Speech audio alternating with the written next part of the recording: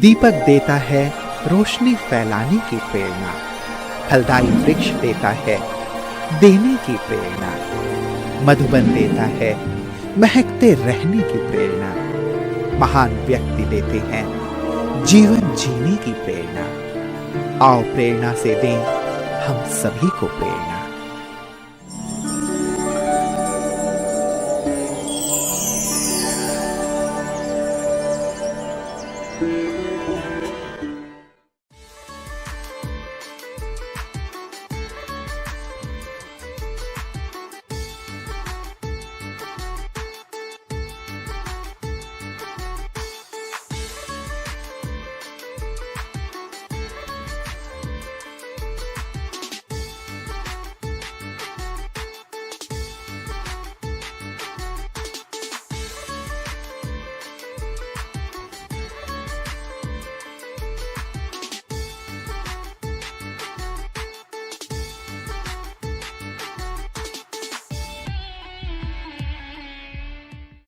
Asia की विख्यात गुड़ की मंडी व अपने पेपर मिल के लिए जाना जाने वाला शहर मुजफ्फरनगर के प्रजापिता ब्रह्मा कुमारी ईश्वरीय विश्वविद्यालय की मुख्य संचालिका है आदरणीय जयंती दीदी जी। आपका जन्म 1971 में दिल्ली में हुआ। आपको बचपन से ही पढ़ाई लिखाई खेल कूद में विशेष रुचि रही। सबको सहयोग देकर आगे बढ़ाना, परोपकारिता की भावना, हर्षित मुख, सच्चाई, सफाई आदि गुण आप में विद्यमान हैं। आपने लौकिक पढ़ाई DMLT लेबोरेटरी का कोर्स पूरा किया है। आपको यह ईश्वरीय ज्ञान 1982 में दिल्ली शक्तिनगर से प्राप्त हुआ। एक सत्य पिता परमात्मा का दिव्य ज्ञान पाकर आपने भी अपना जीवन प्रभु समर्पित कर दिया। 1982 में आपको पहली बार संस्था के मुख्यालय माउंट आबू में अव्यक्त बाप दादा से मिलने का सौभाग्य मिला। बाप दादा की वरदानी छत्र छाया के नीचे अपने को निमित्त समझ आपने 1990 से दिल्ली, देवबंद आदि सेवा स्थानों पर सेवा करते हुए 2002 से मुजफ्फरनगर की ईश्वरीय सेवाओं को फलीभूत कर रही है। आपने इस संगम युग के समय को जन कल्याण के कार्य में लगाते हुए अनेक जनजागृति कार्यक्रम जैसे मीडिया सम्मेलन, मेरा भारत स्वच्छ भारत अभियान, युवा पदयात्रा व दिव्य झांकियों का सफल आयोजन किया। वर्तमान समय आपके मार्गदर्शन पर एक सेवा केंद्र, एक उपसेवा केंद्र, 21 गीता पाठशालाओं में 1000 से भी अधिक नियमित विद्यार्थी राजयोग का अभ्यास कर गहन शांति की अनुभूति कर रहे हैं।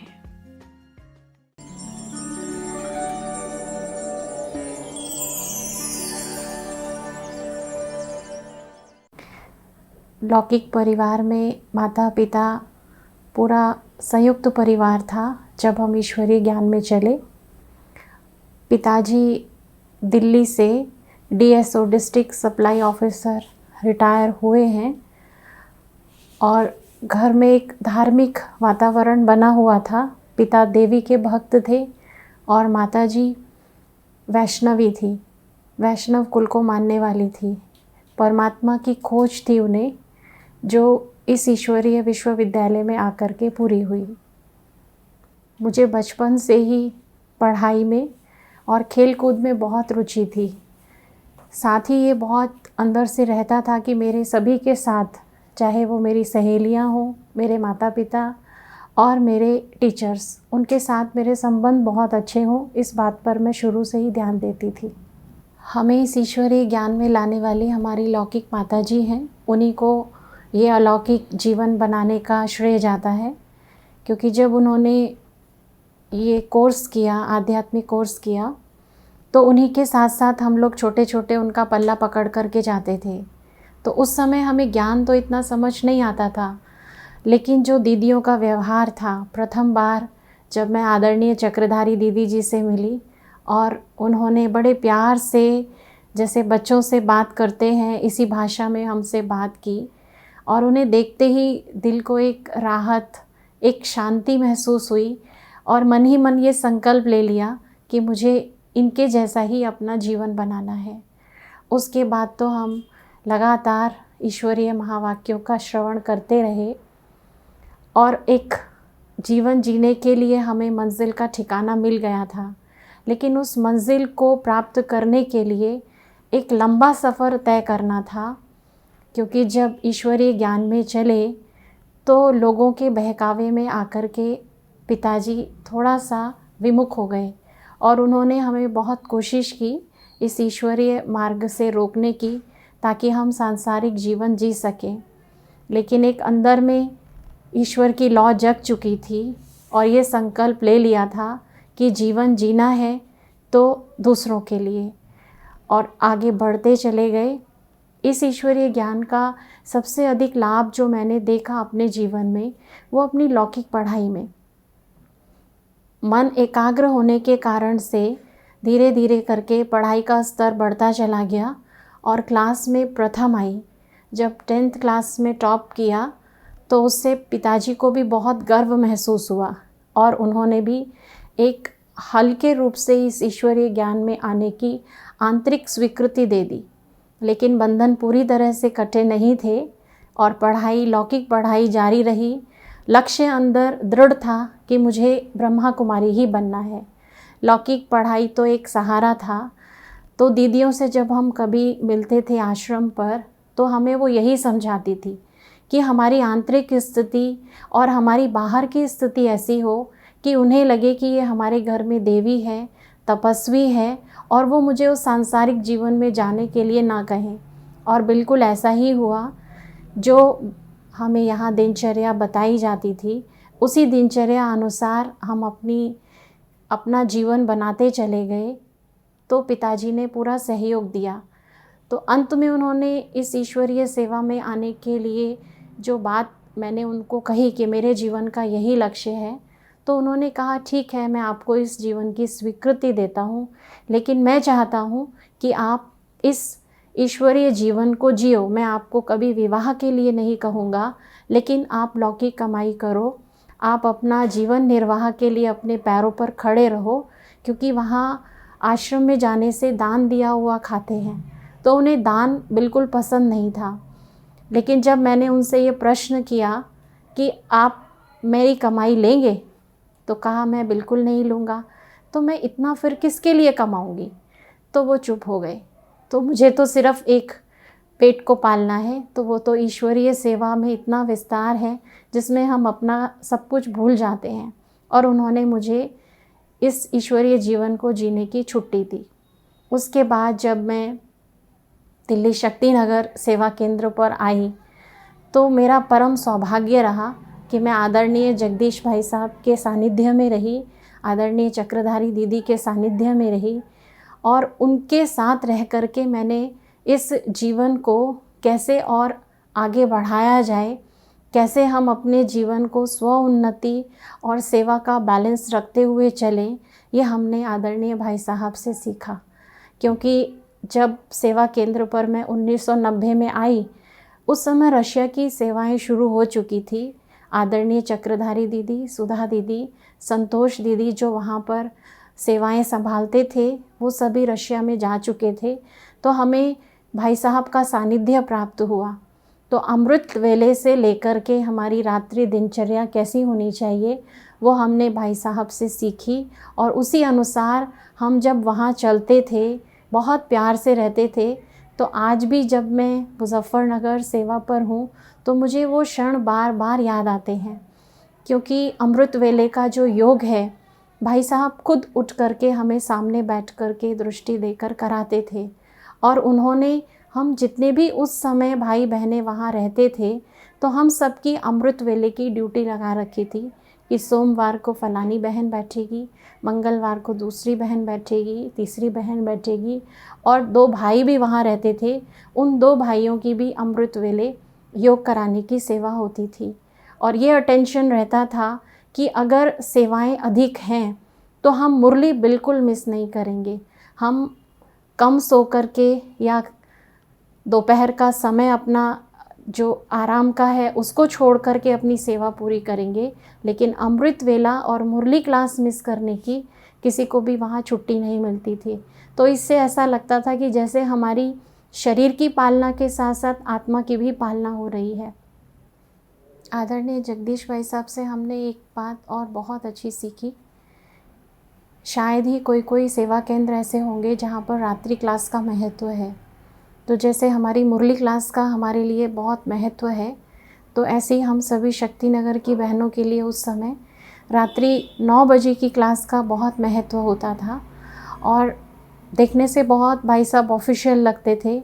बहुत बड़ी बड़ी बहनें भी भाई साहब के नज़दीक आने से झिझकती थी, क्योंकि उनके थोड़ा सा वो ऑफिशियल होने के कारण से। लेकिन रात्रि 9 बजे की क्लास का स्वरूप अगर कोई भाई साहब का देखता था तो उन्हें विश्वास नहीं होता था। वो रात को खुद भी सभी बहनों को बहुत हंसाते थे और ख़ुद भी बहुत हंसते थे। उनको लगता था कि बहनें सारे दिन बहुत सारी सेवाएं करती हैं, तो रात को इनको बहुत हल्का करके और ये बाबा की मुरली पढ़ कर के बाबा की याद में सोएं, तो एक उससे बहुत अच्छा वातावरण बन जाता था। और उसी के कारण शायद हमारा अमृत वेला भी बहुत अच्छा होता था, जिससे हमें भिन्न भिन्न प्रकार के अमृत वेले नए नए अनुभव होते थे। तो ये एक विशेष, आज तक हम सबको ये बात एक आदत हमारी बन चुकी है कि रात्रि भोजन करते ही हम सब संगठित रूप में बैठते हैं, बाबा की मुरली पढ़ते हैं और अपने सारे दिन की दिनचर्या का लेन देन आपस में करते हैं, हल्के हो जाते हैं। तो ये एक विशेषता रही। बाकी तो भाई साहब भिन्न भिन्न प्रकार की सेवाएं करते थे।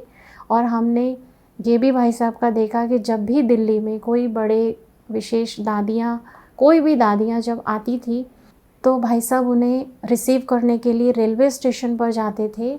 और उसके बाद में जब दादियाँ विश्राम करके थोड़ा फ्री होती थी, तो उनसे मेल मुलाकात करने के लिए हम बहनों को भी साथ ले जाते थे।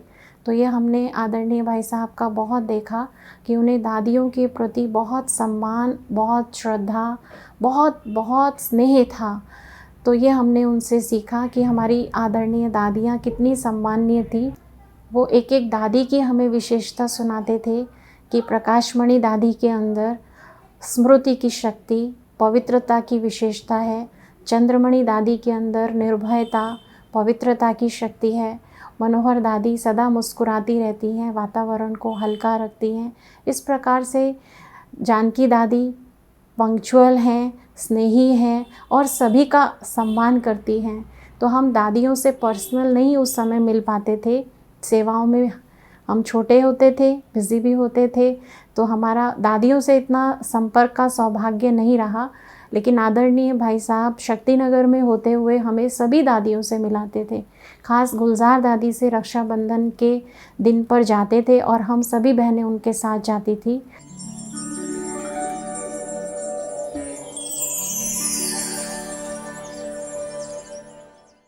नाइनटीन 89 में पहली बार बाप दादा से मिलना हुआ और उस समय एक बहुत सुंदर हमें गोल्डन चांस मिला कि जो सभी दादियाँ होती थी, वो सभी दादियाँ हमको क्लासेस कराती थी।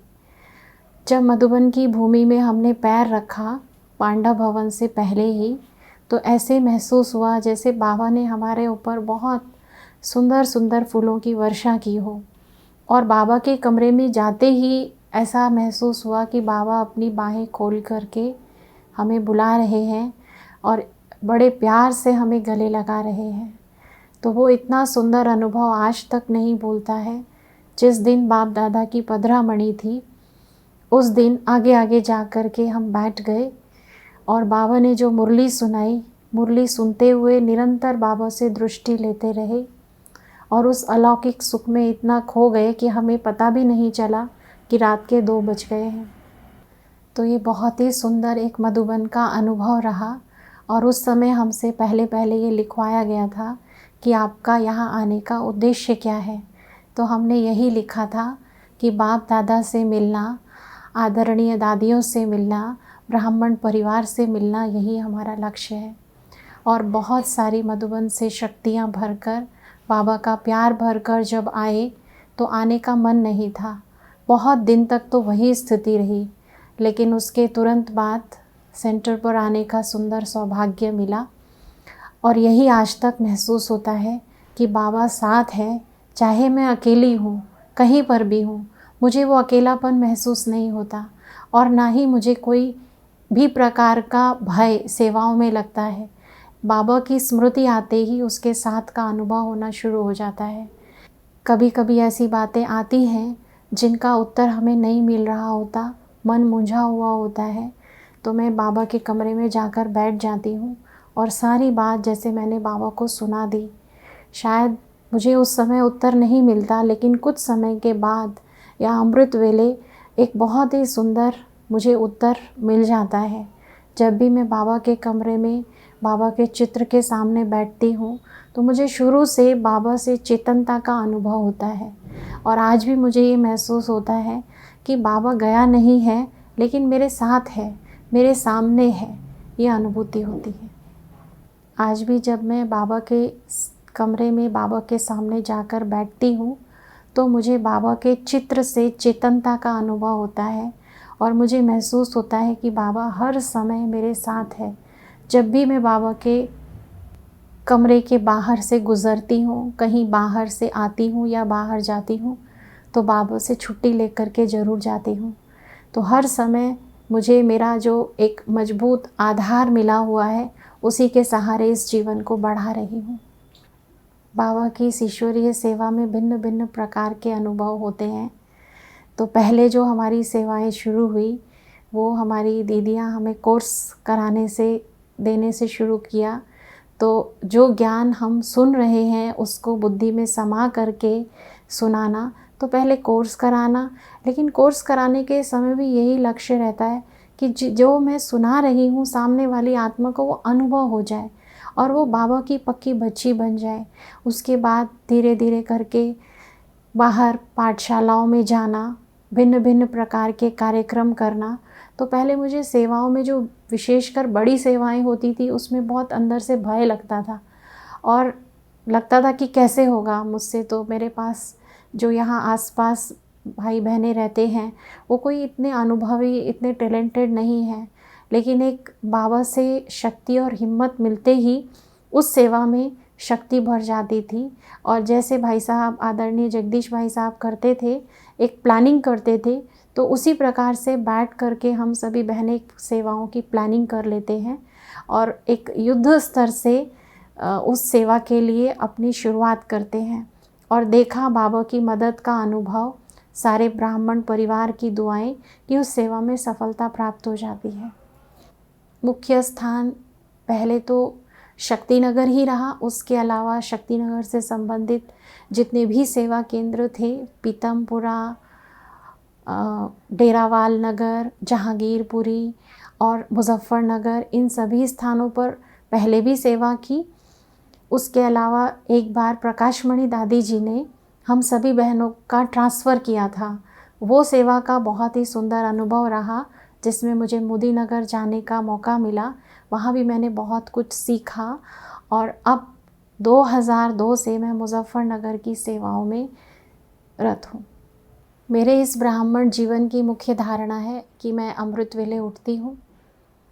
दूसरा कि मैं बहुत अटेंशन देती हूँ कि मैं मुरली क्लास में योग के समय पर ही पहुँचूँ।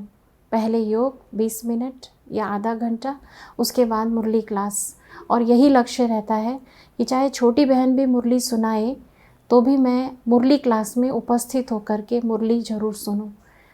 और मेरे दूसरी ये धारणा रहती है कि मैं रात को सोने से पहले बाबा को याद करके अपनी दिनचर्या दे करके फिर मैं बाबा की याद में सोती हूँ। ये मेरे मुख्य इस ब्राह्मण जीवन की धारणा है, क्योंकि अभी तो सृष्टि का अंत ही चल रहा है और एक ही लक्ष्य, दीदी की जो बात हमें याद आती रहती है कि अब घर चलना है। तो घर चलने की तैयारी और अपना फरिश्ता स्वरूप मैं बीच बीच में इमर्ज करती हूँ और अभ्यास करती हूँ कि यह शरीर एक कार्ब है, एक खोखे की तरह है और मैं आत्मा इससे बिल्कुल भिन्न हूँ, ताकि बार बार जो ये मैं अभ्यास करती रहूँ, अंत समय में आत्मा इस शरीर को सहज छोड़ करके और बाबा के पास पहुँच सके। ब्राह्मणों के लिए आपका क्या संदेश रहेगा? अभी जो समय चल रहा है तो ब्राह्मणों के लिए भी यही संदेश है कि ब्राह्मण जीवन की जो मर्यादाएं हैं उन पर तो हम पूरा चले ही, साथ साथ हम अपने कर्म बंधनों के विस्तार में ना जाएं। जो बाबा कहते हैं कि जितनी आवश्यकता है उतना करें और उसके अलावा समेट लें। सभी ब्राह्मण परिवार के लिए मेरी एक यही शुभ भावना है और उनके प्रति यही विचार हैं कि वे भी ब्राह्मण जीवन के नियम मर्यादाओं में स्वयं को पक्का कर लें और अधिक कर्म बंधनों के जाल में न जाकर के समेटने की शक्ति का अधिक से अधिक प्रयोग करें। विश्व की सभी आत्माएं महसूस तो होती हैं कि इतनी दुखी और अशांत हैं कि अगर हम उन्हें परमात्मा का परिचय भी देने जाएं तो शायद वो उस स्थिति में नहीं है कि सुनकर के योग लगा सकें। आज विश्व की आत्माओं की जो स्थिति है वो ये भी नहीं है कि वो ईश्वरीय ज्ञान को सुन कर के और योग राज्यों का अभ्यास कर सकें, उस परमात्मा से शक्ति ले सकें। उस समय हम सभी बाबा का बच्चों का यही उनके लिए एक कर्तव्य है कि हम उन्हें मनसा सकाश देते रहें। उसके लिए जो समय निश्चित किया हुआ है 6:30 से 7:30 बजे तक शाम को, उस समय हम उन्हें योग के वाइब्रेशंस देते हैं ताकि उन आत्माओं में भी ईश्वरीय बल आ सके। मुझे ईश्वरीय सेवाओं में यही महसूस होता है कि ये ईश्वरीय जीवन ही उस प्रभु का उपहार है, उस प्रभु की देन है। लेकिन जो बीच बीच में सुंदर ईश्वरीय अनुभूतियाँ होती हैं उनका वर्णन शब्दों से तो नहीं कर सकते, लेकिन मैं आपको एक छोटा सा अनुभव ज़रूर सुनाना चाहूँगी कि मुजफ्फरनगर सेवा केंद्र को एक बहुत सुंदर उपहार उस परमपिता परमात्मा ने दिया है और वो अपनी भविष्य सेवाओं का प्लान स्वयं जानते हैं। और ऐसा ही महसूस होता है कि बस मैं तो उसका एक इंस्ट्रूमेंट हूँ। करण करावन हार बाबा खुद करा रहे हैं।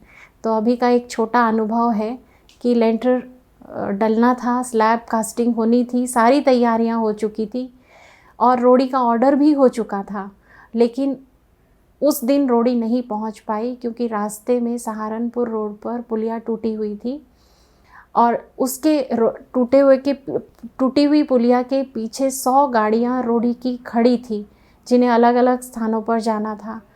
तो जो भाई था, हम बाबा की याद में थे, उसे विचार आया कि एक बार जाकर देख लूँ, शायद कुछ मिल जाए। तो जैसे ही वो थोड़ी ही दूर 1 किलोमीटर गया, चौराहे पर एक रोड़ी का ट्रक भरा हुआ खड़ा था। तो उसने ट्रक वाले से बात की, तो उसने कहा आप मालिक से बात कीजिए, रोड़ी गाजियाबाद जा रही है। तो ट्रक जहाँ वो रोड़ी जानी थी उनके मालिक से बात हुई और उन्हें बताया गया कि इस प्रकार से आश्रम का कार्य है, आप ये रोड़ी यहाँ दे दीजिए। तो उसने सहर्ष इस बात को मान लिया। तो ऐसा लगा कि जैसे सचमुच में बाबा ने ही वो रोड़ी का ट्रक भिजवाया और केवल वहाँ वो एक ही खड़ा था और बाबा के कार्य के लिए ही खड़ा था। तो इसीलिए लगता है कि सब कार्य तो बाबा का है, हम तो एक इंस्ट्रूमेंट बन कर के अपना भाग्य बना लेते हैं।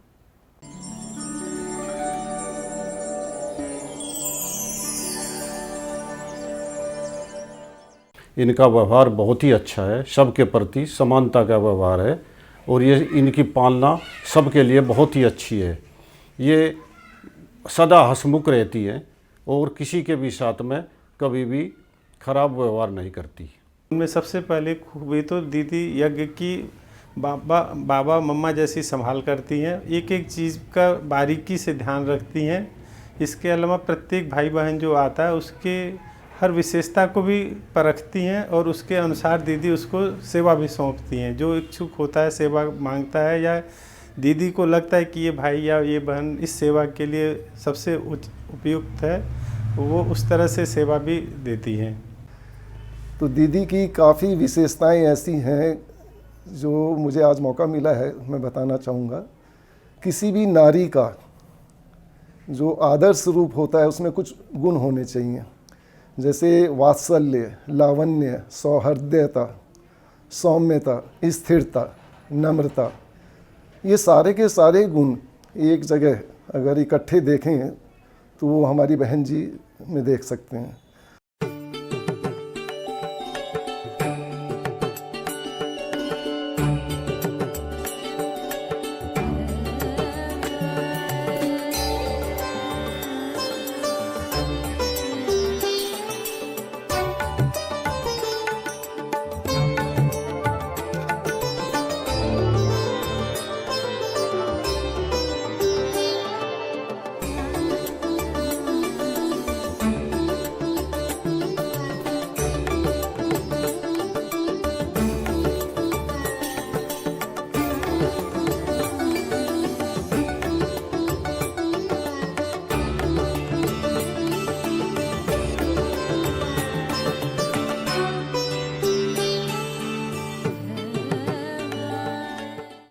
जयंती दीदी की जो मैंने विशेषता देखी कि दीदी सभी के प्रति, चाहे वो यज्ञ सेवा हो, चाहे वो आने वाले भाई बहनों की सेवा हो या अपने सेंटर पे रहने वाली बहनों की सेवा हो, दीदी सबको ऑलराउंड सेवाधारी के रूप में देखते हैं। हर व्यक्ति को, हर भाई बहने को, यज्ञ में रहने वाले को हर सेवा आनी चाहिए, चाहे भाषण करने की सेवा हो, चाहे किचन में भोजन बनाने की सेवा हो, तो समान रूप से दीदी उसको देखते हैं। तो ये मुझे बहुत अच्छी दीदी की विशेषता लगती है। मैं 4.5 साल से सेंटर पे रह रही हूँ। दीदी की सबसे ज़्यादा विशेषता जो है वो खुद करके सिखाते हैं। जैसे ब्रह्मा बाबा ने हर कार्य पहले खुद करके बच्चों को सिखाया, वैसे दीदी भी सिखाते हैं, जिससे हमें प्रेरणा मिलती है कि हमें भी हर कार्य खुद करके दूसरों को सिखाना है। दीदी की बहुत सारी विशेषताएं हैं, उसमें से एक विशेषता ये भी है कि दीदी के अंदर सच्चाई, सफाई है। दीदी के साथ रहते हैं, लेकिन दीदी के अंदर बहुत सारी विशेषताएं हमने देखी, लेकिन सबसे पहली विशेषता मैंने देखी कि दीदी के अंदर सच्चाई और सफाई बहुत अधिक है। सच्चाई के लिए कहते हैं कि सच की नाव हिलेगी डुलेगी लेकिन डूबेगी नहीं।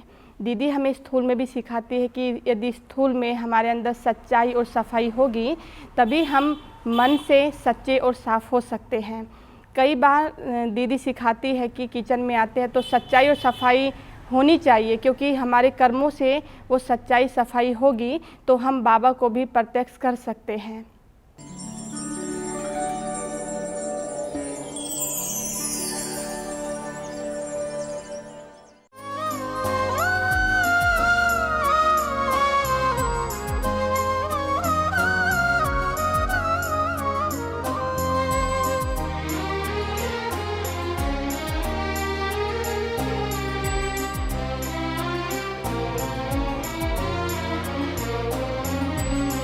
शांति का स्वर्णिम सवेरा आ रहा, शांति का स्वर्णिम सवेरा आ रहा।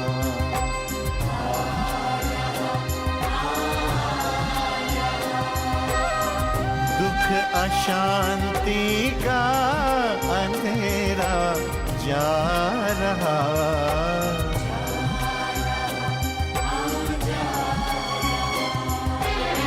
शांति का स्वर्णिम सवेरा आ रहा। देखिए शिव ज्ञान सूरज वो उदय, देखिए शिव ज्ञान सूरज वो उदय। शांति की किरणें है वो बिखरा रहा, शांति का स्वर्णिम सवेरा आ रहा।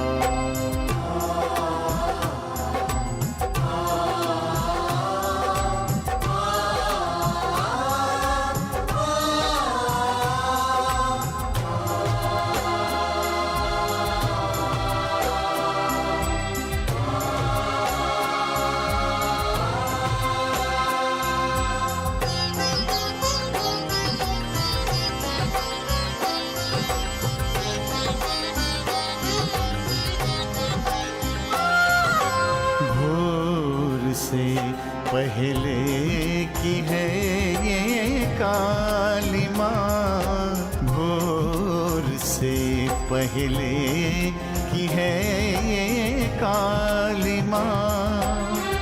वो फैलती जा रही है लाली माँ, वो फैलती जा रही है लाली माँ। चेतना के द्वार खोलो देख लो, चेतना के द्वार खोलो देख लो। कितनी पुलकित है प्रफुल्लित धरती माँ, धरती माँ, धरती माँ। शांति का संसार शिव है ला